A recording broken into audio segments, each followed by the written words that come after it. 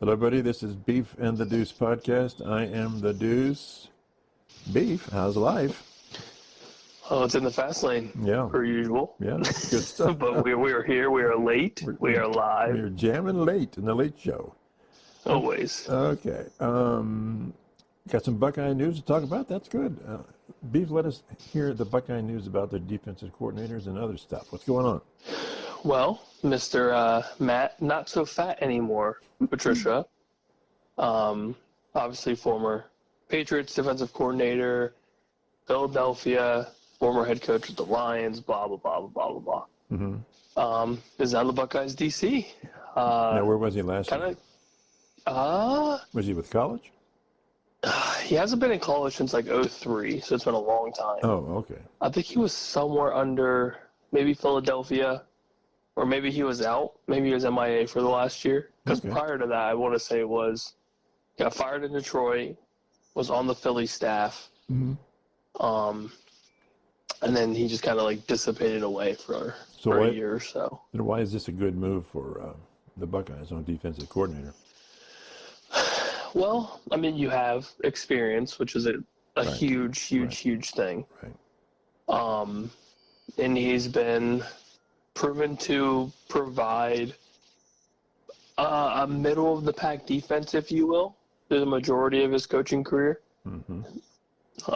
Now, obviously, with New England, it was probably benefited by just solid talent all around. So the defense just works because you have the talent. Mm-hmm. But in those latter years, it was kind of hit and miss. It was like middle of the pack, worst, middle of the pack, kind of sort of the worst, back to the middle. So I don't know. It's kind of tough to gauge that New England sort of time frame. Right. Philly's defense when he was there wasn't very good. Mm-hmm. And then obviously you're going to bring up the Detroit Lions year or two disaster, basically. Yeah. Before Dan Campbell got there, now everything's all fine and dandy. Right. But I think the year off of coaching is beneficial. You kind of recap on what you did wrong, especially in Detroit where it just didn't work. Your players hated you, your staff hated you, and you got ran out of Detroit. So let me. So I think that's big for him. I think is just that break, and then getting back into something different. So I just thought of something with Patricia. Could this be the same sort of hire, the one or two, and then he's back into the pros or something like with Kelly and Knowles? Like, they have great success and then they move on to somewhere else. He's like it's a way stop between somewhere else. It could be. It very well could be because he's still relatively young. Right. Coaching wise, he's still young. Right. But I think if that is the case, what better place to go than the defending national champions? Yeah, I'm not saying it's bad. It's obviously a great which is job. great. Yeah, it's a great thing I think it's great for both of them because you get a experienced former head coach, former GC in the pros, coaching in college, defense wise and like scheme wise. I would say maybe more than likely benefits better in the college world rather than the pro world because everyone's a pro obviously in the NFL. Mm-hmm. You don't have pros all over the place in college. Right. So there's a little bit of leeway there, I guess, talent wise. But I think it's a high risk, high reward for Ryan Day. I think the hire could be insanely beneficial. Why is it a risk? Well, him leaving possibly after a year or two is a risk. Right, but that's and I think if those defenses were so bad in his latter years of coaching, whether it's DC, head coach, whatever, is that going to translate to college as still being bad? Right. And then there's some talk about like his character and how the locker rooms just disliked him. Player-wise, coach-wise, yada, yada, yada. So that's kind of a red flag if it's true. Well, obviously, we won't know unless we're in the locker room, on the sidelines, whatever. So that's, I mean, if that's true or not, that's still kind of kind of raises an eyebrow. Yeah. But if Ryan Day's hiring him, bringing him in for an interview and then hiring him, he sees something, their mindsets are similar, or if not the exact same, on how they want the defense to be. Mm-hmm. And if Ryan Day wants his defense a certain way and Matt Patricia is matching that, okay, perfect. He wouldn't have hired him if he didn't feel like this was beneficial for the entire program. So, And if it benefits him as a head coach. another question about this is, so was Patricia, Day doesn't have to train this guy. He's a known commodity. He knows what's going on. He's reliable. He doesn't have to worry too much about him. Wherein now with the OC side of things, there's newness, there's technically lack of experience, and so Day could perhaps lean a little bit harder onto the offensive side.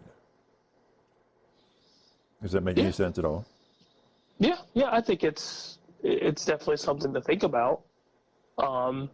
Obviously, like you said, with the experience you have, I mean, what we're in 2025, the last time Patricia coached in college was 2003. So you've got 20 plus years of coaching experience on the defensive side. Yeah. So he knows what he's doing. And then Brian Hartline, who obviously plays college football really well, played NFL football really well. Right. And has been under the wings of Urban and Ryan Day since 2017. There's a lot of experience there, but there's no OC experience, if you will, where this is your ball game. Right.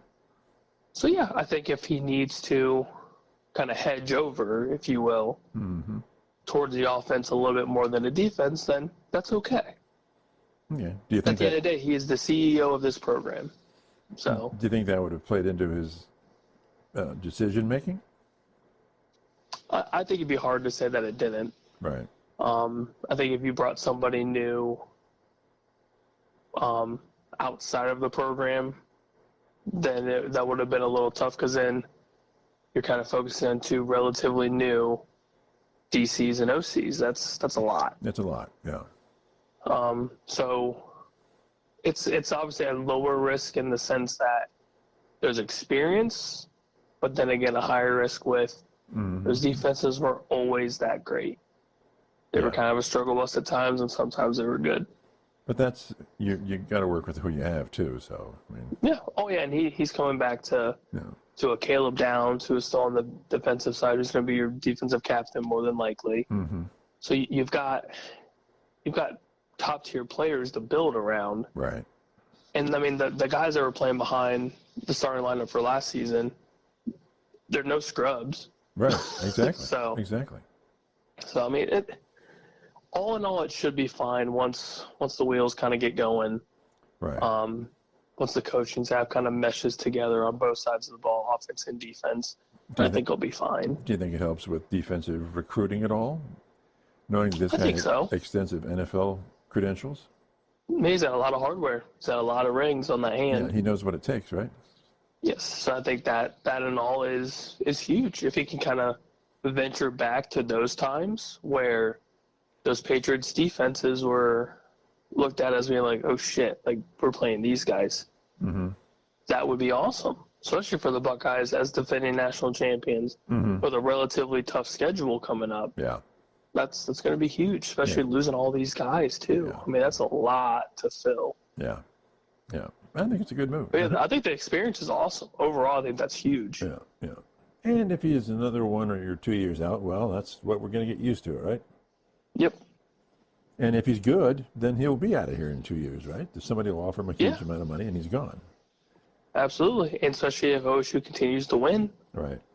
That's just going to happen regardless. Yeah, absolutely. Regardless. That's how it is for Bama. That's how it was for Clemson. Right. Georgia, you name it. And Ohio State. Yeah, and now you can throw in the Buckeyes in that hat. So that just means you're doing something right. And for Ryan Day, makes your job a little bit harder, but it also means that you're doing it the right way. But I mean, Day has a background with NFL coaches, right? I mean, he's coached in it, so he probably knows him from way back, right? When the Patriots or something. So I'm sure he knows him and he's comfortable with him, and it's a good hire for Day. So. Mm-hmm. Okay. Now, anybody else they bring in the higher this year? They're just kind of moving around in the offensive areas now on the offensive side of the ball. Mm-hmm. Tight ends coach is obviously a name brought up not a couple weeks ago, probably last week. Mm-hmm. So in our program, they're just kind of moving around. But outside of offensive line and now the DC, that's about it. So Dave's keeping it kind of within the program in-house, which is, I think, beneficial for everybody. Mm-hmm. So yeah, I mean, all in all, I think we're finally up to Mm-hmm. filling those coaching vacancies. Yep. And now it's time for some spring ball. Playing some football. Good. So you threw a curveball at me coming into the recording tonight, and so we'll just change our order. Talking about Matt Stafford, I was going to talk about, well, we're going to talk about free agent quarterbacks in the NFL, who the best ones are, and how they would line up with teams that definitely need quarterbacks, like the Browns, the Jets. We'll put Pittsburgh in there. Who else would we put in Pittsburgh? Who else would we put in there that definitely has to have a new quarterback? Giants? I mean, Giants for sure. Right. The Vikings, just because you don't really know what they're going to do. Right. But they already have Darnold, so yeah, okay. Yeah, so if they keep Darnold, then that's great. Tennessee. Yes, absolutely. Yeah, Nashville, Tennessee. Who else are we looking at in the South? Anybody? Miami still good with Tua? Mm-hmm. Let's see. Everybody in the NFC East is accounted for, right? Giants. Let's see. Who else is looking for another quarterback? You got Vegas. Vegas is right. definitely looking. Of course, Vegas. Yeah. So that's okay. That's 6 or 5. Yeah, that's 16. And we'll think of some others. So anyway, but you brought up. I didn't see this today. That's my bad. The Stafford story about free agency. What's going on there?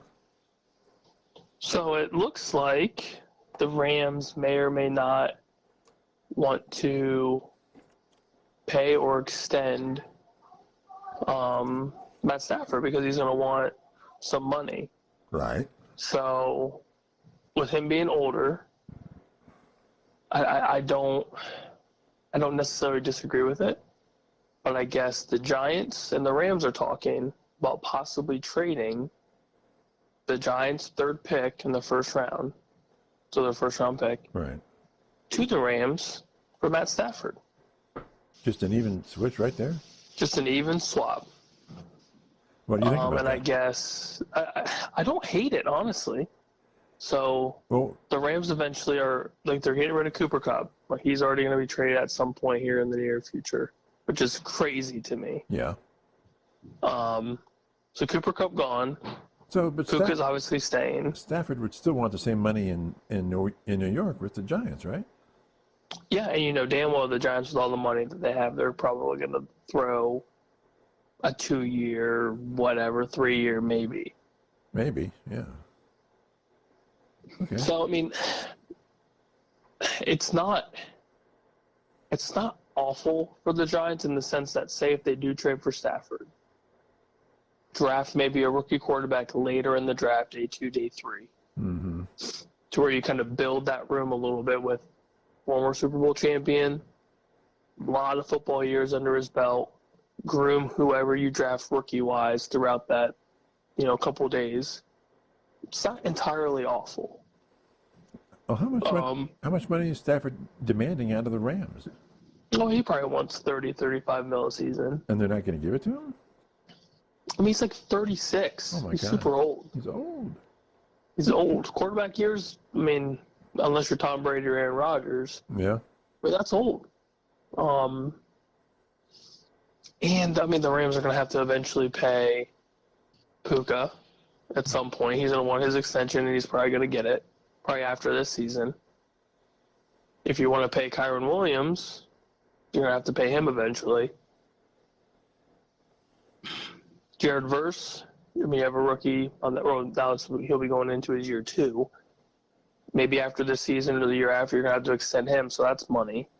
Okay. So they're kind of sort of already looking at a rebuild in a sense, because you're getting rid of your top receiver that you've had for what seems like forever. Yeah. And then your quarterback, the duo that has been there forever. I mean, they're going to be gone anyways. Right? If you do end up trading Stafford, then they're obviously gone. And you don't know how long you have Sean McVay for. That's another massive thing if he does end up not wanting to coach again. So, I mean, it kind of seems like the Rams might be in a little bit of a dumpster fire. From which is kind of crazy because just a couple years ago, they won a damn Super Bowl. Yeah. Okay, well, let's say then, let's just, for the sake of this argument, let's say Stafford goes to the Giants then. Because that's what we were talking about. So we get the Giants off the table with Stafford. But that puts the Rams back in the mix then. Who needs a quarterback?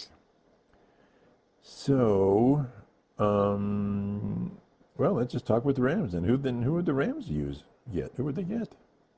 Could you imagine Shedeur going to LA? I think Shedeur would be perfect for LA. Yeah? Gunslinging quarterback. You already have Puka. First-year starter, right? He's going to start. Oh, yeah. And you have Sean McVay grooming you. That'd be perfect. All right, so we got... I think that'd be awesome. I mean, am I wrong? Would you think somebody else? I can't think of anybody in our free agent list that I would pick over Stafford, actually. So, but if you want to get rid of him, then yeah, Sanders would be good. Yeah. So, okay, we have... I think it'd almost be perfect. You have a pass-heavy quarterback who loves to throw the ball. Yeah. You've seen what Sean McVay has done with Matt Stafford. Mm-hmm. I mean, I almost think it'd be perfect. And you're going to have the headache of Dion and Shedeur, head-to-head, but... But the Rams just they're going to get rid of their number one receiver. Or, I guess after...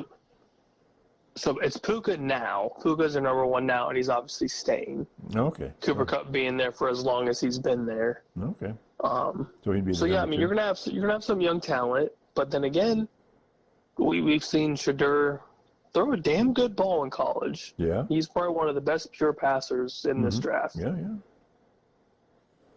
Okay. So yeah, I think that'd be pretty solid. Okay. All right. Okay. Then let's talk. Okay, so when you got the Rams, so we got Giants off the table, Rams off the table. Let's talk the Jets. God, what a mess! What a mess! They're your AFC team. Come on now. Oh God, it's tough. It's tough because you would almost.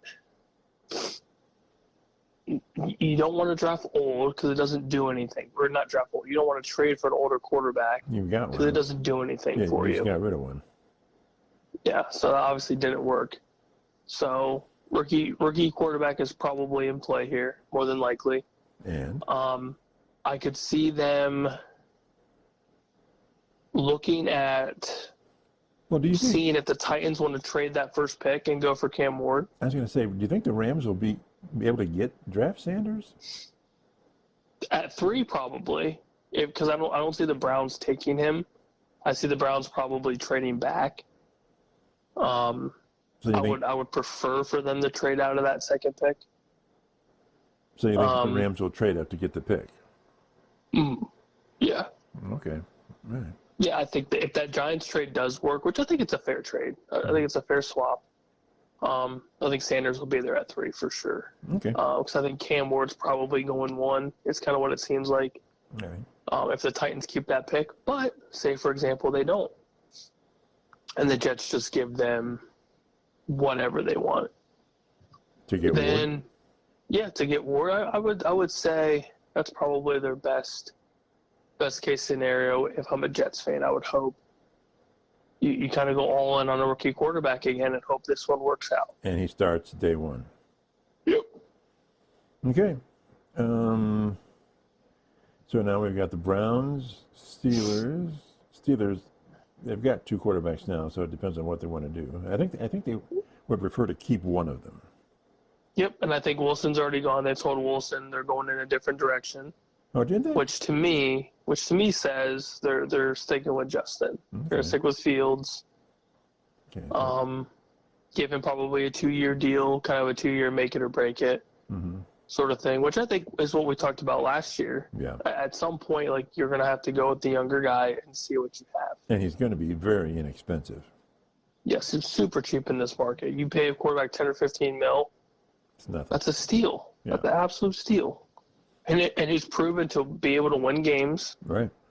And be relatively serviceable. I'm not going to say he's great, but he's serviceable. He needs some work, though, outside of him. The team needs a little bit of polish. Oh, yeah, they need a lot of polish. Yeah. I think they need a lot. I just So you've got Najee Harris, may or may not be staying for your backfield. We know the George Pickens drop fiasco, so you need to figure out your receiver room. But outside of that, I mean, defense is still relatively solid. Offensive line relatively solid. So just build around Fields and give him somebody to throw to. Right. And I think they could definitely key in on receivers in this draft. Get an Emeka Buka. Get a stud outside of him or anybody really. Yeah, I think you're giving Fields a security that you're the number one guy. Yes. Yeah, so that confidence is going to be big. Yeah, and I hope he does well. Yes. So then we've got Pittsburgh with Fields. We're looking at Tennessee, Vegas, the Browns. That's it from our team. Who do you think? Well, let's talk the Browns. I mean, the dumpster fire of quarterbacks. I still stand by the Kirk Cousins or Joe Flacco. Bring in an older quarterback. Well, who would they want? I think Kirk Cousins is probably the most perfect. Do you think Cousins would be a good fit for them? Yes, I think Cousins is perfect because Stefanski and Cousins have history, long history. Right. So I think that's huge for in the event that you don't want to start a rookie day one. Yeah. And apparently Cousins wants out of Atlanta, right, from what I hear? I think they both are just kind of like, yeah, we're kind of done. Okay. Like, this experiment didn't work. We're going to stick with Penix. Yeah. Which is all fine and dandy. Yeah. I mean, Kirk played like crap. Penix played better. Therefore, there you go. So I think kind of a make or break it in Cleveland for Kirk Cousins is probably in order. Okay. And then I think the whole Will Howard draft in day 2 is perfect. I think learning under a veteran quarterback who's had a very good career, even though it didn't work out at Atlanta, he still played great in Washington, and he played great in Minnesota. So do the Browns dump everybody but Watson because he's on that contract? Yeah, I would assume so, yeah. Okay. Yeah, I would think so, until they can find a way to get rid of Watson with the injury and all that stuff. He's just going to be there until he's done, right? I mean, he's going to be there till he dies, basically. Well, he has, what, 2 more years? 1 more year? 2 more years? 1 more, I think, yeah. So they got him for 1 more year. They can just put him on the bench, right?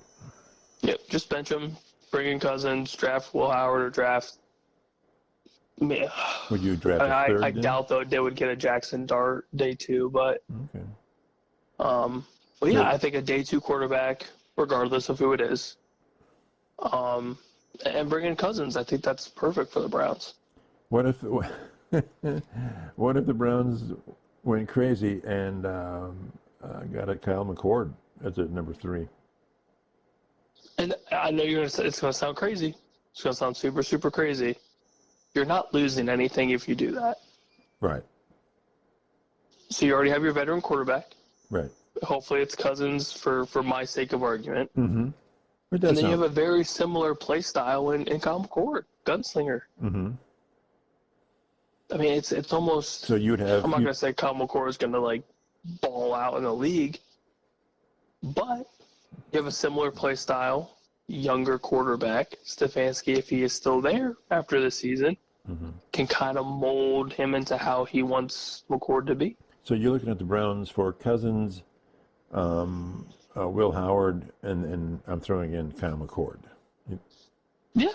I mean, you don't lose anything if it's day 3. You're paying him nothing. Right. You're just hoping for some sort of potential. Hoping for a spark to hit. Something, yeah. Yeah.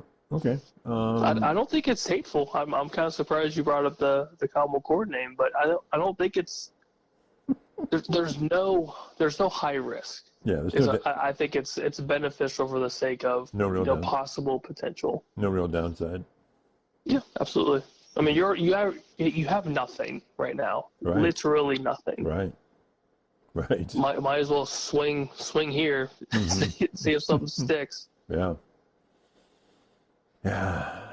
And then, okay, so then we're looking at Tennessee and Vegas. A lot of the Vegas talk is Wilson, but then I'm also, would Rodgers go for that? I think Rodgers just needs to retire.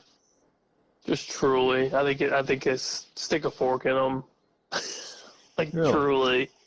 Well, then let's bring okay. Then who do you think Vegas is going to get? Wilson? I think so. Okay.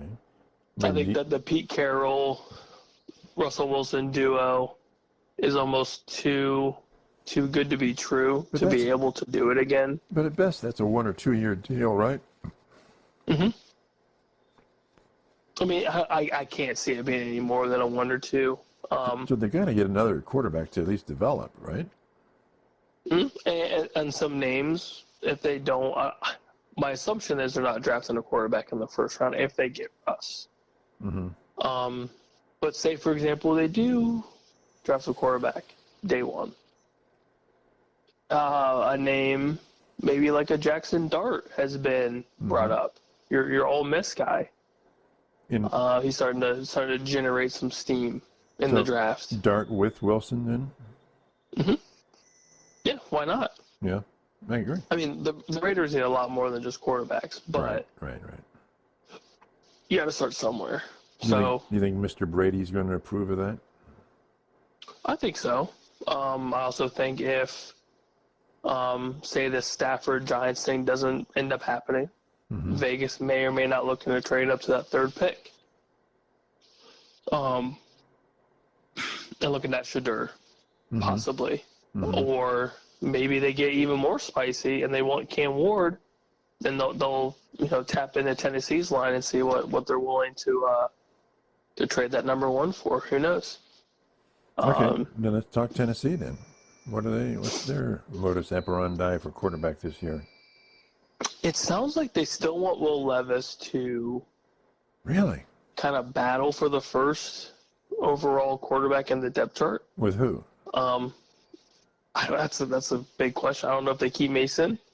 I don't know if they're going to get rid of him because he was only on a 1-year deal. But then again, if you look at Tennessee, did they really have anything for him to throw to? That's kind of my big thing. Yeah, but welcome to the Cleveland Browns story. Yeah, for real. I mean, come on. For real. Death of quarterback. But there was glimpses of Will Levis that played okay, and then there was the majority of it that was just like, oh god, this guy sucks. This guy's truly bad. Yeah. But Tennessee's also very bad too. Right. Again, going with your Cleveland Browns analogy, it's basically the same ordeal, different city. So is drafting a new first-round quarterback going to really fix all of your problems? Probably not. Right. So if I'm Tennessee, I would possibly entertain trading back if you don't believe Cam Ward or Shadur Sanders is your future. And try to stockpile picks and get some position players going. But I've been hearing rumblings that some experts are saying Tennessee had the worst record or whatever, but they're not the worst on paper. They're not the worst team on paper. Mm-mm. No, not by any means. They've got a lot of talent, but it's just not working. Yeah, something. I don't know if it's lack of position players, which again is a massive problem. Calvin Ridley should not be your number one true receiver. That's just not him. Mm-hmm. Rushing attack wise, you had a decent 1-2 punch with Tajay Spears and Tony Pollard. It was pretty solid. Offensive line could probably use some work. And then defense is kind of hit and miss. But quarterback-wise, you look at Will Levis, you see his arm strength, phenomenal. Great arm strength. But you're having him throw to dudes that shouldn't even be on the field. That's the big problem. Calvin Ridley is a good number 2 receiver. He's not your true number 1. So it's tough to really gauge his talent per se. Okay. But then again, it is we want to win and we want to win now sort of league. Yeah. So if you're not winning now, then yeah, you're probably going to get thrown to the wolves, and we're going to go take Cam Ward or Shadur Sanders at number 1. Okay. If they're available. All right. So I'm going to, for the sake of argument, I'm going to say Aaron Rodgers wants to play. Okay. My question is, and from listening to people today a lot, Aaron Rodgers it's his game. And I think the Jets, aside from all the whatever with Aaron Rodgers, their coordinator, their coach, they don't want to play Aaron Rodgers football. Not that it's against Aaron, but that's the way Aaron Rodgers plays. He has his style and his game, and they don't want to do it. Okay. And so what team fits his style of playing football, and does anybody want to change their entire offense just to accommodate him? No matter, because I think he has talent. Listening to Steve Young, he says, well, he has talent, and he's an extremely intelligent man. And absolutely. And he can throw the ball, and he's not immobile. He said, yeah, but he can still play for somebody. He said he can play for somebody, maybe even the backup. But Young's like, who wants to adapt their offensive scheme, which they've developed, to fit him? And that's where the problem. He said that's where his problem is going to be. Yeah. You need somebody to say, well, okay, we'll play your ball. So what's your take on that? Oh God, that's stretching it. I mean, all of it's true. He wants to play his game. He wants to do it the way that he knows how to do it and how he wants to do it. But I don't think he wants to go out being cut. I just don't think he's gonna. I don't know. I don't know. That's not a good look for your legacy. I know, right? I guess if there's any team, if you had to make me answer, which I'm assuming this is where this is going. Yes, it is. Of course it is. That's what I do. Oh God! If there's any team that would possibly change its ways to fit Rodgers, it's gonna sound crazy. It truly does, because they don't really have anything to play for right now. Why not Vegas? Yeah. Pete Carroll's coming back to coach for probably his last hurrah. Mm-hmm. You have Chip Kelly as your offensive coordinator. Mm-hmm. And you bring in this veteran named Aaron Rodgers. With Wilson? Who wants to maybe get another year or two under his belt before he's done. With Wilson? So he'd be the number 2, or they'd be fighting for the job, right? They would maybe possibly be fighting for the job. See, I don't know. I'm going to go on a limb. I think Rodgers can take Wilson in that contest. Oh, I have no doubt in my mind. No doubt in my mind. So and that's if Russ goes to Vegas. Right. But you seem to think he will. My assumption is probably that, because I don't think anybody else is going to want him.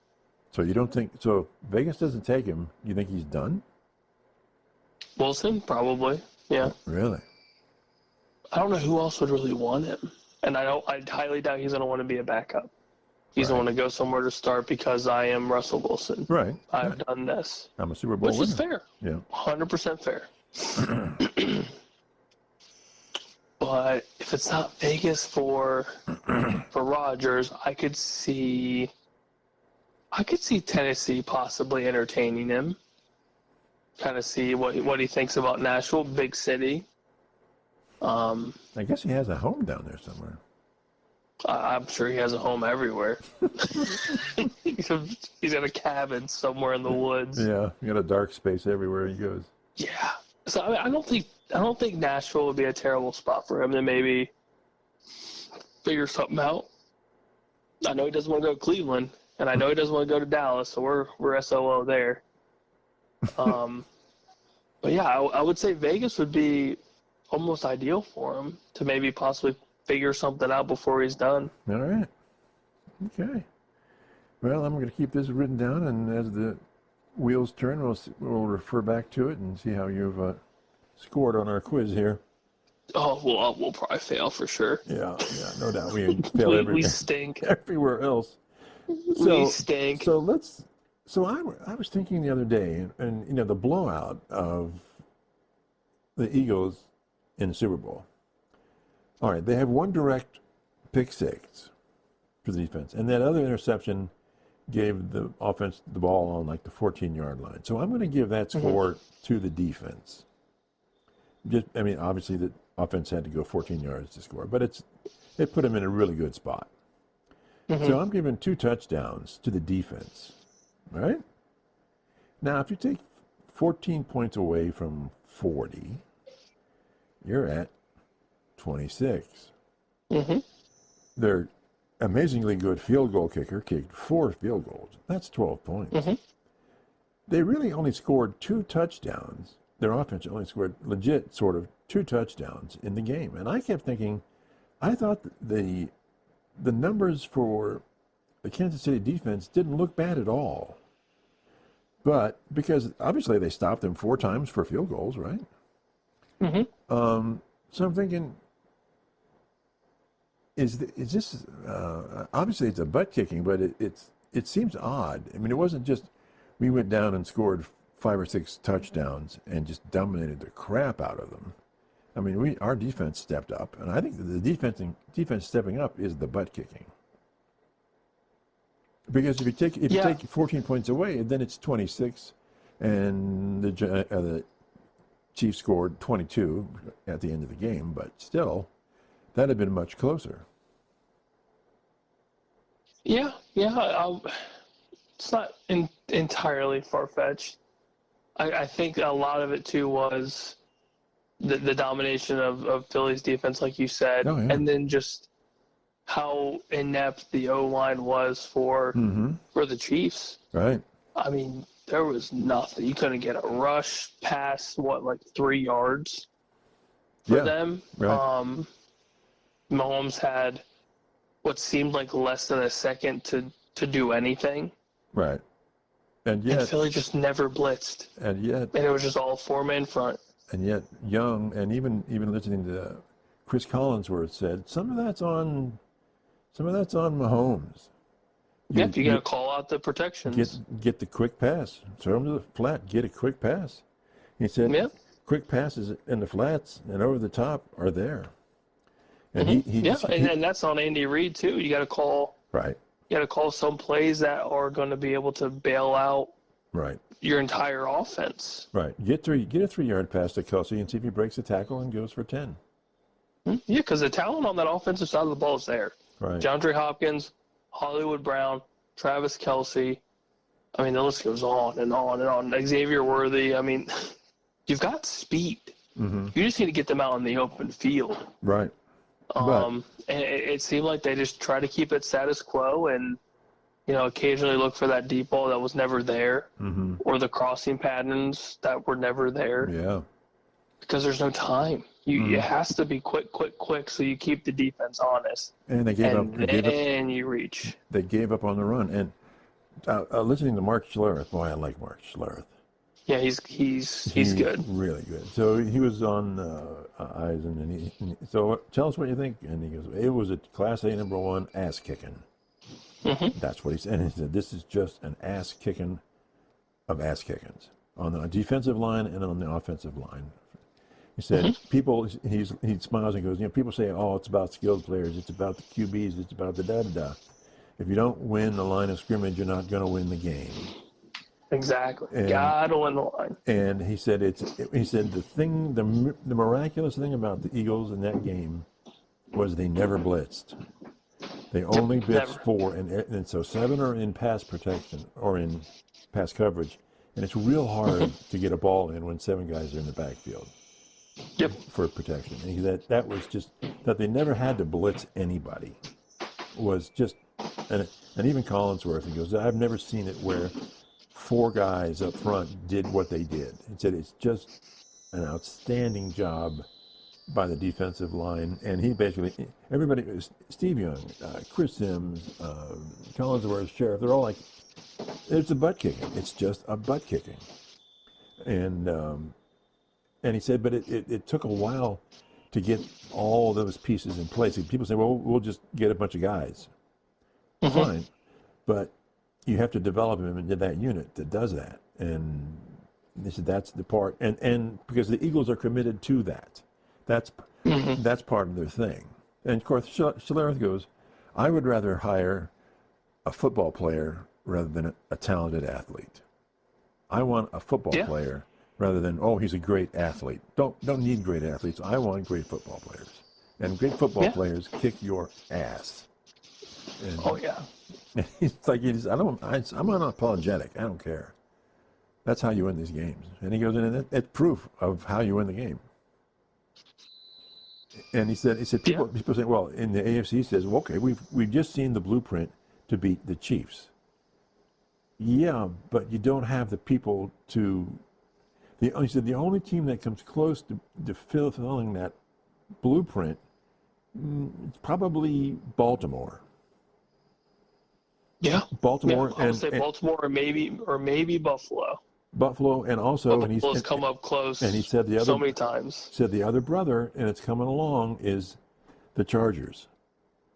He said the Harbaughs know their line play, and he said the Chargers have been, when Harbaugh came over, khaki pants, they beefed up their line. So he's saying the Bills, Baltimore, and the Chargers are the only 3 teams in the AFC that are in line to fulfill that blueprint. You can know the blueprint, but if you can't execute the blueprint, it doesn't really matter. I would say even once, maybe even like a Cincinnati, because they've beaten. Now listen. I'm sitting down. Go ahead. Sit down. Get your stacks. You're so out on a limb here. You are so. I am. So here's my thing. Oh God. So nobody in the AFC has an above 500 record over the Chiefs than Joe Burrow. Okay, that's Joe Burrow. So it's Joe Burrow, okay? Okay. We have seen the Cincinnati defense when they are not beat up to hell play the Chiefs relatively well. I'm not saying it's a blueprint to like completely dominate the Chiefs. Mm-hmm. But in a very, very similar fashion, like offensive-wise, outside of the rushing attack from like what Jalen Hurts has done with the tush push and like the goal line stuff, and obviously you don't have Saquon. Right. They've got the talent on the outside to completely burn them. If they can keep T. Higgins for this, next couple seasons, unless they franchise tag him again. Jamar Chase is one of the best, if not the best receiver in the league. Joe Burrow is a top 5 quarterback. He's top three quarterback. And if their offensive line holds up, who's to say the Bengals can't make another run at the AFC Championship? But how many variables, and beat the Chiefs again? How many variables did you throw into your mix here? There's plenty, but that's with everybody. There's variables for everybody that's not. Yeah. Like you just talked about Baltimore, but their big woes are Lamar in the playoffs. He just doesn't play well in the playoffs. Right. Justin Herbert, very similar. When he gets in the playoffs, he plays okay. but Yeah. he's not gonna, he's not gonna take your team to the promised land. Okay. But and Burrow's shown that he has what it takes to do it, and he's beaten the Chiefs on numerous occasions, whether it's home or away.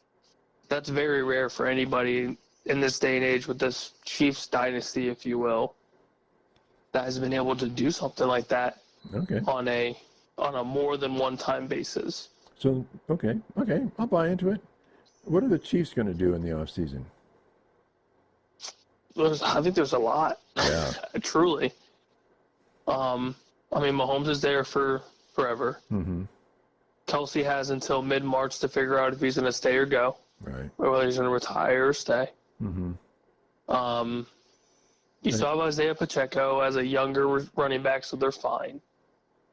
But the offensive line needs a lot of work, especially after that performance. But they were beat up too, right? I mean, there were guards being tackles and tackles being guards, and it was a mishmash, right? Yeah, so it was tough for them. So, get healthy. That's priority numero uno. Yeah. Defensive line-wise, you need a lot more than Chris Jones. But they didn't You can't have just one guy be your primary rusher. Yeah, but they didn't do bad in the Super Bowl. I mean, they didn't. It wasn't awful. I'm not saying that it's awful. They didn't really get pressure on Hurt, though. I mean, really, he was not rushed, right, at all, really. No, he wasn't. He was barely pressured. Mm-hmm. You're not so you need more than just one guy. Right. Is what I'm saying. You can have him. That's great. It's similar to the Raiders. You can have Max Crosby, and that's great. He's a stud, but he can't do it himself. You need additional talent. You need additional rushers similar to Philadelphia. You've got Jalen Carter, Jordan Davis. You can throw anybody out there, and they're rushing Patrick Mahomes. You had random linebackers that nobody knew were even on the roster. Right. Pressuring Patrick Mahomes. Right. That's all you have to do. Right. And obviously scheme has a lot to do with it. Right. But the Chiefs also need to kind of clean up penalties, and we can go on and on about the terrible 15-yard penalties that they were causing. Yeah. But linebacker-wise, they've got talent linebacker core-wise.